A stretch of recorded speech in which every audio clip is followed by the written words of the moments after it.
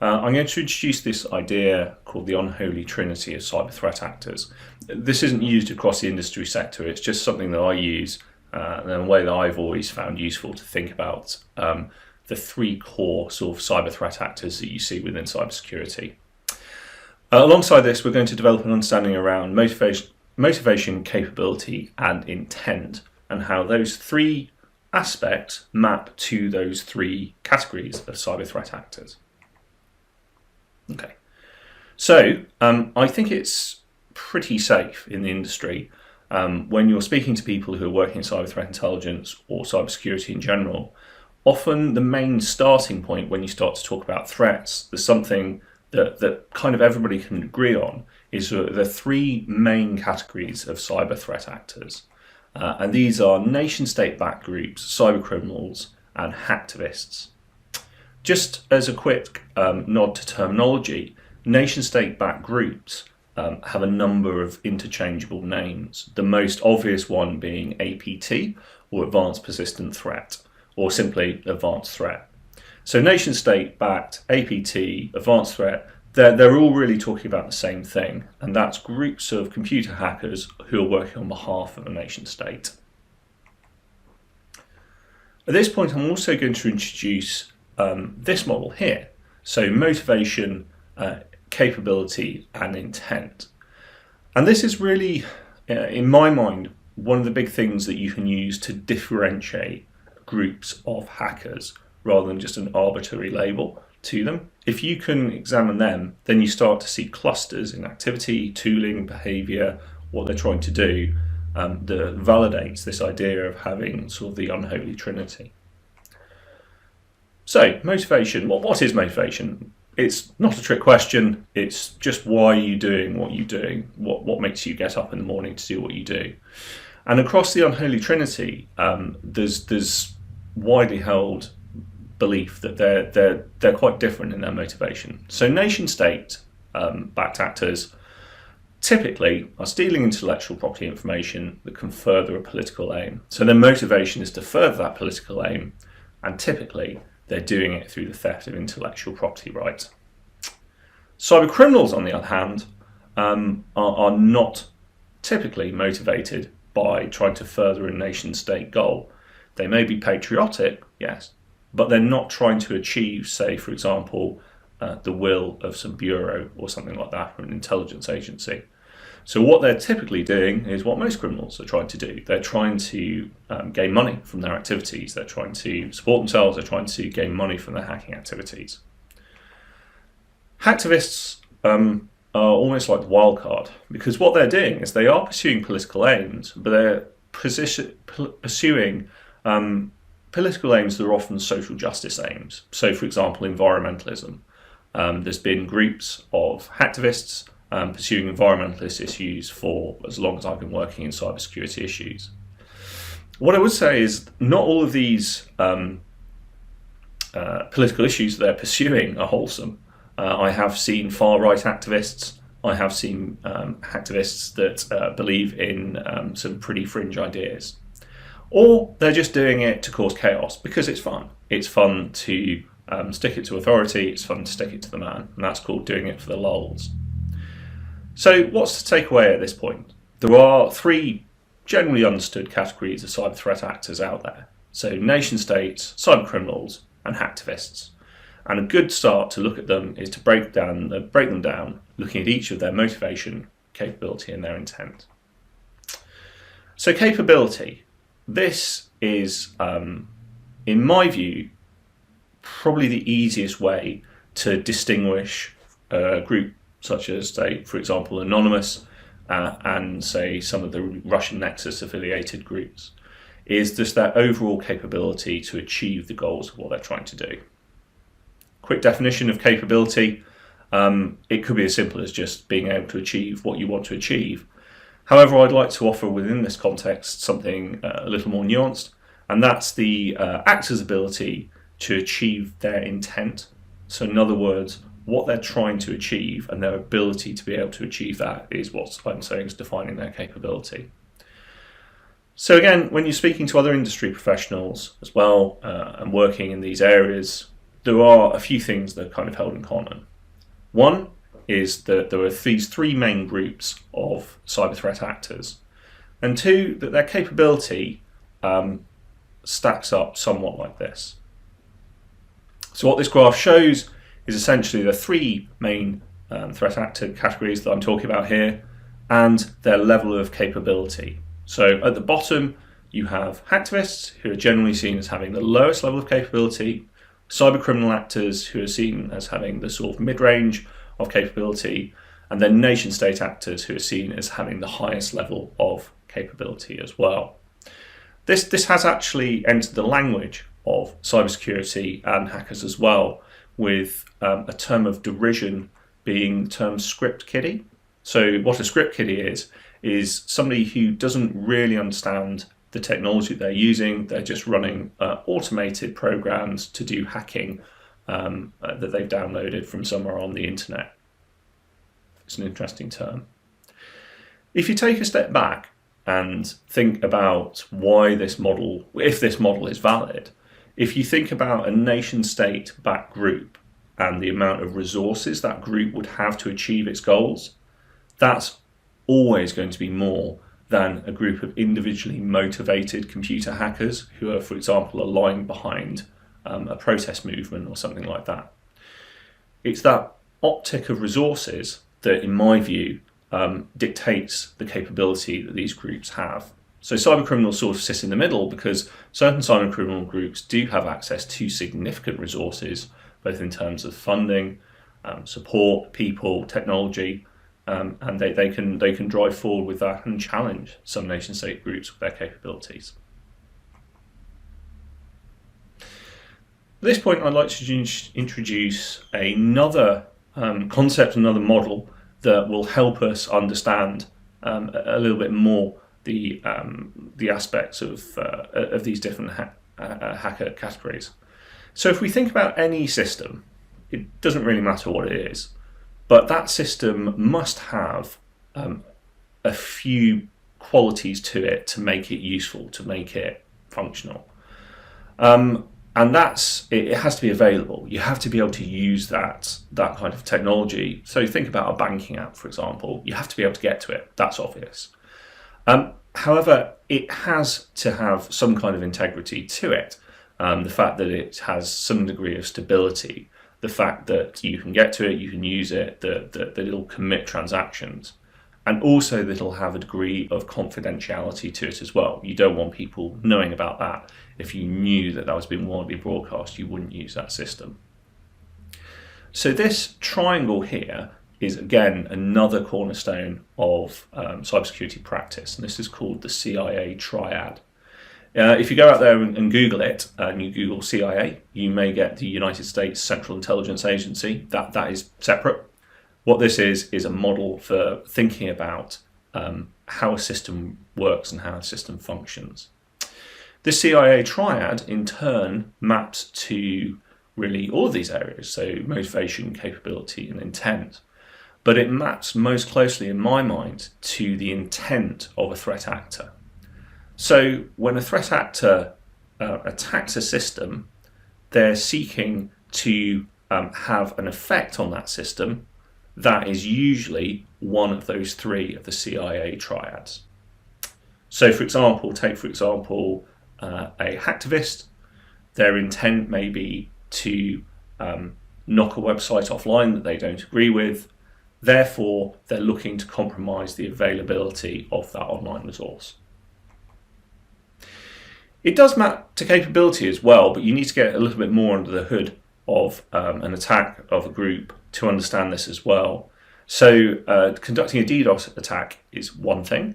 However, going in, locking the records is another thing, and then siphoning those records off without getting caught is another thing as well. There's another technical challenge. Those are three technical challenges that all have slightly different levels of sophistication that you need to achieve those levels. So that's a good way to do a bit more advanced thinking about capability. So let's return to our threat actor group and try and apply some of this around the intent area. So first of all, let's just take a little bit of a step back here and say, how is intent different from motivation? I would say motivation is why an actor is doing what they're doing. It's why they get up in the morning, what they're trying, what's motivating them, what's keeping these people up at night doing what they're doing. For nation state groups, it can be patriotism, or maybe you're just being paid, you're part of the army or something. For cyber criminals, again, it's money, graft, things like that. Intent is slightly different in the sense that's what an actor is hoping to achieve. That's their end goal. That's what winning looks like for these individuals. So again, applying some of these concepts to the unholy trinity, and also taking that CIA triad, what do these groups typically look at achieving? I'd say with most cyber criminals, they're looking to compromise the integrity of the systems they're attacking. I think this is especially true with the rise of ransomware. So in other words, where a criminal come in, lock some files and demand a ransom for that. That's really all about compromising the integrity of that system. For nation states, again, I held up this model that they were looking to steal information. This is obviously confidentiality. And then finally, for hacktivists, a lot of the time they're looking at denying the availability. This isn't an absolute by any sense of the word. So again, sticking with hacktivists, there are plenty of hacktivist groups who will leak data, dump it onto the internet, which breaches confidentiality, while also simultaneously conducting a DDoS attack. Same with cyber criminals. Nonetheless, it's a good way to think about their standard kind of approach. What I would say with this is what I've been describing here is if you imagine the bell curve that I'm showing as every computer hacker in the world, okay, all collected together. And on the far left, you've got the least skilled computer hacker. And on the far right, you've got the best computer hacker in the world. What you probably get is a sort of bell curve distribution like this, with the vast majority sort of sitting somewhere in the middle. What I've been describing, both in terms of the threat actor category and also the capability and intent and things like that, is really just the middle of the bell curve. It does not apply to every single politically motivated actor out there. You don't need to go far to see this. So take, for example, this individual. I don't think that's what they really look like, but that's their avatar. That's an individual called Phineas Fisher. This individual is without a doubt a hacktivist. However, the skills that they display are far and away better than most of your mainstream script kiddie hacktivists. Conversely, this is an old group now, it's somewhat defunct, but in its early days, this was a group called Newscaster, and they were affiliated to a nation-state level group, but it was early days for them. So their technical level was nowhere near, say, the mid-grade cyber criminals. But these are outliers for the most part. What I'm trying to communicate here is with the triad and that unholy trinity, when you're speaking to other industry professionals, and especially when you start to think about things like security controls, that's usually the way people are thinking. A final point on this is capability differs vastly within these threat actor categories as well. So I've already given the example with hacktivists of Phineas Fisher, but in my view, probably the biggest gulf between the least experienced and the most experienced hacker within these categories is within the area of cyber criminals. So if you think about it, the most technically simple form of cybercrime is just sending somebody an email pretending to be somebody else. So just saying, I'm a royal person. I need you to hold $100,000 within your account. Can you give me your bank account number and I'll transfer that money? That's called 419 fraud. That's been around for years, and it really needs nothing more than an email and an ability to do so to execute on that. If you compare that to much more sophisticated cyber criminal actors, so for example Fin7 or Carbonac or those types of groups, there's just a huge difference between that. At the very upper end, you're looking at crafting zero-day vulnerabilities, intruding into systems, persisting inside systems, and a very high level of technical capability. So there is a huge gulf between the bottom level of capability of a threat actor within a category and the top level. So, a few more caveats. The unholy trinity is something that I presented to you in this way. I think in reality, the unholy trinity looks much more like this. And what you can see here is crossover between these groups. There are cyber criminals who work for nation states, who are very patriotic, who not only believe in their state's ascendance, but will actively go out and perpetrate hacking attacks to further state goals. Equally, there are nation-state actors who will go and steal money to prop their economy up, or just put it in their own pocket. And hacktivists as well. There are hacktivists who will dabble in cybercrime. This happens as well. But I'll leave that for you to research. I just want to state this at this point: is they're much more like a crossover in the way that they work. Okay, so just to add a few kind of case studies to this, there's huge amounts of information on the internet and case studies that cover all of the unholy trinity.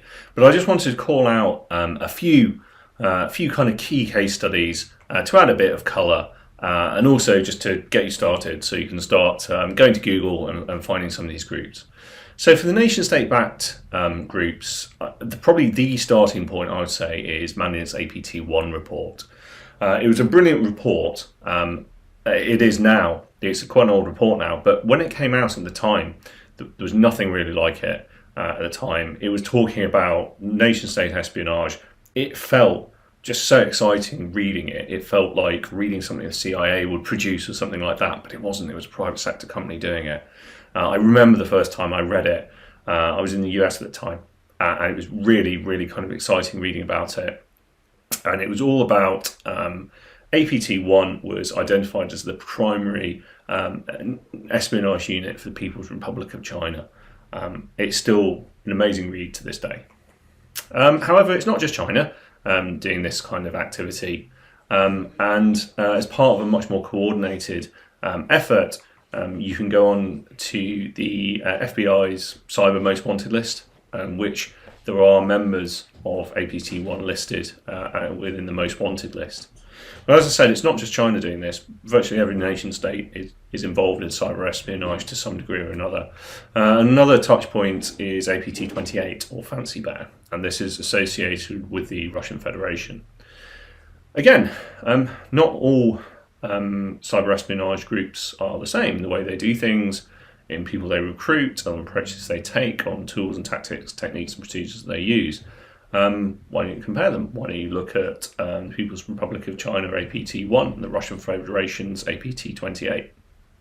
Interesting.